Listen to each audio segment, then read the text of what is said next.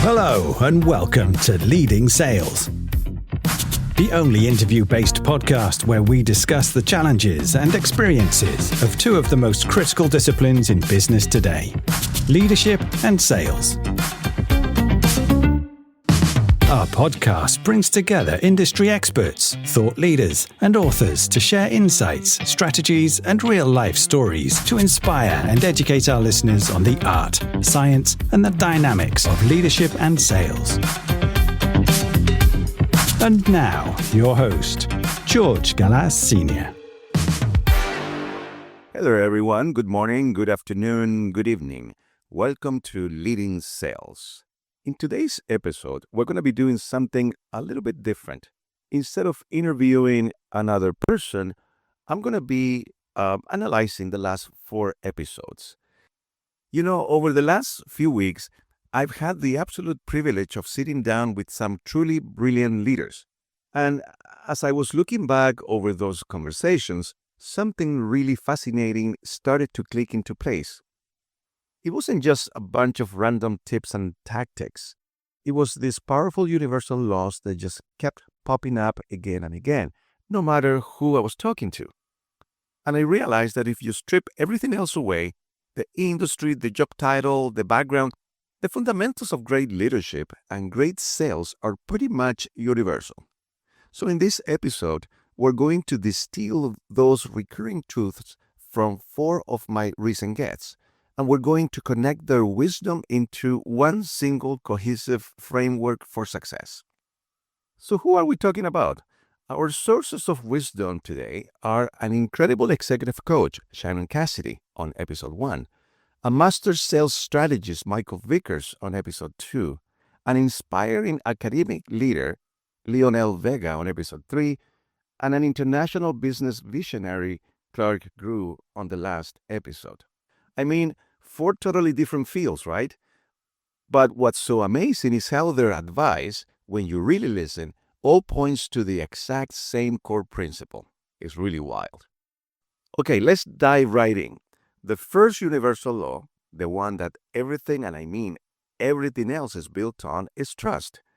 It is the absolute bedrock of every relationship you will ever have, whether it is with a client, a team member, or an entire company. If you don't have trust, nothing else we're about to discuss is even going to work. Michael Vickers just put it so perfectly. This single idea, if you really let it sink, changes everything. It completely flips the script on sales and leadership, moving it away from being just transactional to being deeply, deeply relationship. It's not about the close anymore. It's all about the connection. And this slide right there, it visualizes that shift so clearly. Michael said something that really stuck with me. Prescription before diagnosis is malpractice. And that's exactly it. The old way was all about pitching features, just pushing product.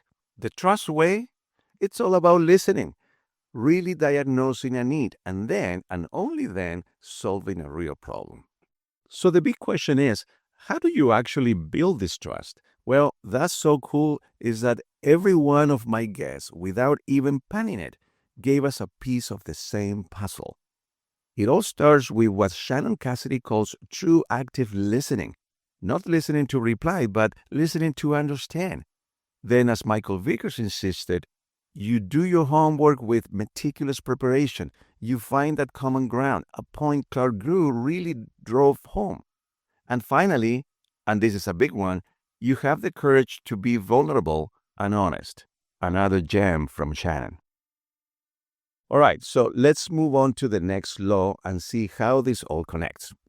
Once that foundation of trust is there, the role of a leader just completely transforms.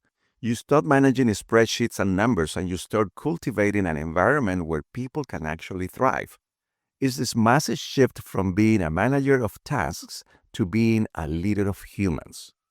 And wow, this metaphor from Shannon Cassidy just illustrates the point so brilliantly. Think about it for a second. Are you spending all your time chasing the fish the individual tasks and projects? Or are you focused on managing the water instead? The culture, the energy, the environment that allows all the fish to swim freely and be successful on their own. It's so powerful. So this question really gets to the heart of it, doesn't it? And it connects perfectly to what Clark Grew shared about understanding everybody's currency. He basically challenged all of us to figure out what truly motivates each person on our team. Because, spoiler alert, it's almost never just about the paycheck. Lionel Vega gave us this amazing model for thinking about this. He explained that, yeah, sure, remuneration, getting paid, it's a basic need, right? But true engagement, real commitment and loyalty, that comes from tapping into these much deeper drivers. Is their work connected to their vocation? Does it give them a real sense of purpose and lead to self-fulfillment? That's where the magic really happens. Okay, so you've built trust. You're leading a healthy, thriving culture. What's the next step? Communication. How do you actually move people?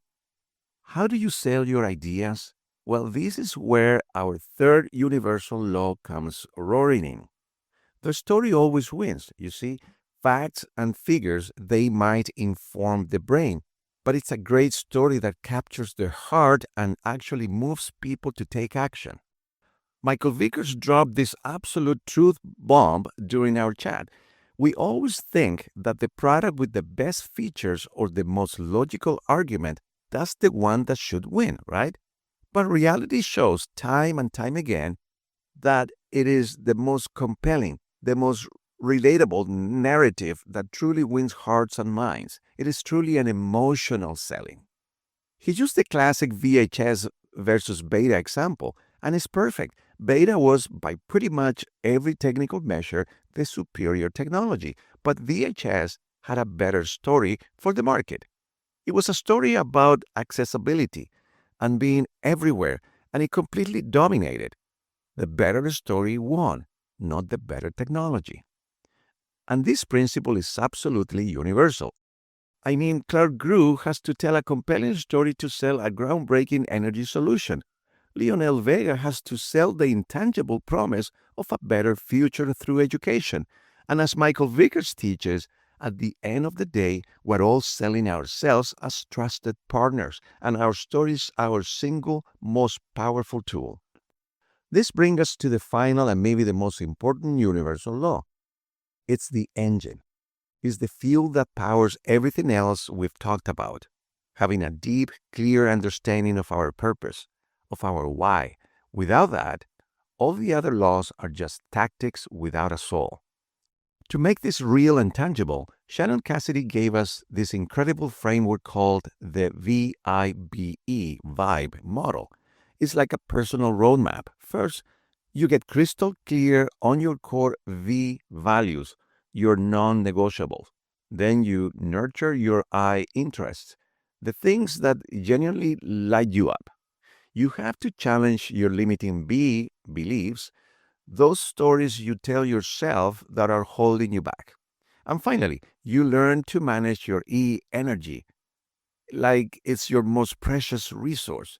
You follow that, and you are well on your way to truly authentic leadership. And this just echoes the simple but incredibly profound truth that Lionel Vega shared with us. He stated so clearly, a sense of purpose isn't just a nice to have for leaders. It is the absolute essential requirement. It's where your resilience, your vision, and your inspiration all come from. So when you step back and you look at all four of these laws together, you realize they aren't separate ideas at all. They are interconnected pillars. Your purpose is the fuel for your leadership. Your leadership style creates an environment of trust, and you communicate that trust and purpose through a powerful story. You see, it's a complete, elegant philosophy at the end of the day. So I'll leave you with this final thought. The energy to consistently build trust, the vision to manage the water instead of the fish, and the conviction to tell a story that really wins, it all flows from one single source. It's not really about what you do, but why you do it. Find that, and you will find the key to leading sales and probably a whole lot more.